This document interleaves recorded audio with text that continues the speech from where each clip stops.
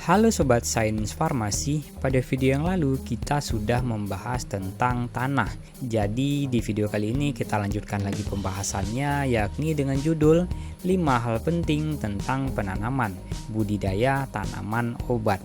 Dalam penanaman dikenal dengan beberapa hal tentunya Sobat ya, tentang penanaman ini.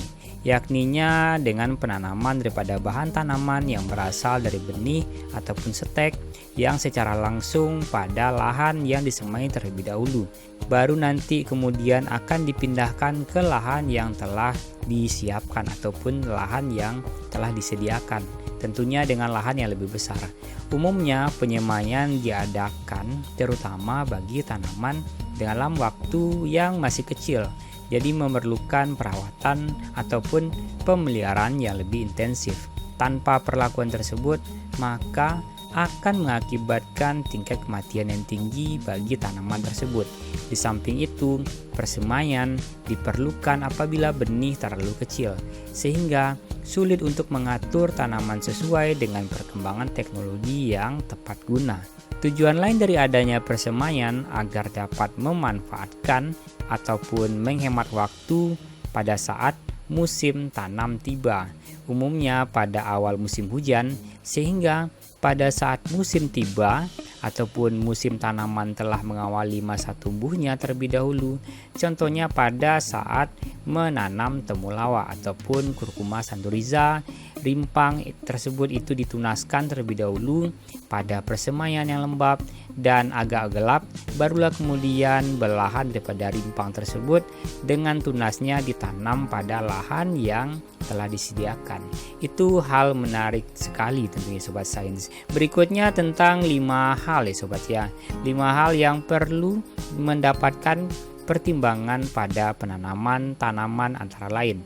Hal yang pertama adalah dengan mengingat pada umumnya penanaman pada lahan kering tanpa irigasi dan cuaca yang cukup panas, maka penanaman dilakukan sebaiknya di awal musim hujan. Hal yang kedua adalah dengan melakukan penanaman dengan cara ataupun baris yang teratur, akan lebih baik dipandang dari segi fisiologi daripada tanaman tersebut dan juga pemeliharaannya. Selain itu juga dipandang dari segi estetikanya. Jadi ini memerlukan seni juga sedikit ya Sobat ya, tentang penanaman. Yang ketiga adalah tentang penanaman secara tunggal atau monokultur, terutama bagi tanaman yang tidak tahan cahaya matahari, misalnya seperti halnya mentol ataupun menta piperita, ataupun jenis tanaman lain yang mirip dengan mentol ini yang tidak tahan dengan cahaya matahari.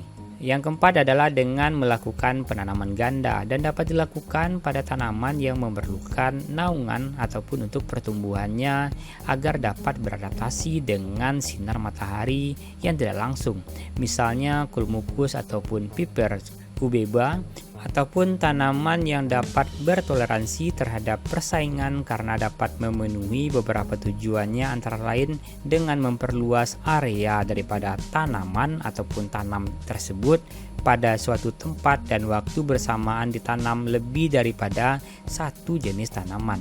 Ini juga akan menghemat pemeliharaan dan juga memperkecil risiko kegagalan terhadap panen. Penggunaan alat penopang bagi tanaman obat yang berbatang merambat dengan sistem penanaman ganda, tiang penopang dapat saja diganti dengan tanaman yang lebih kokoh dan lebih tegak.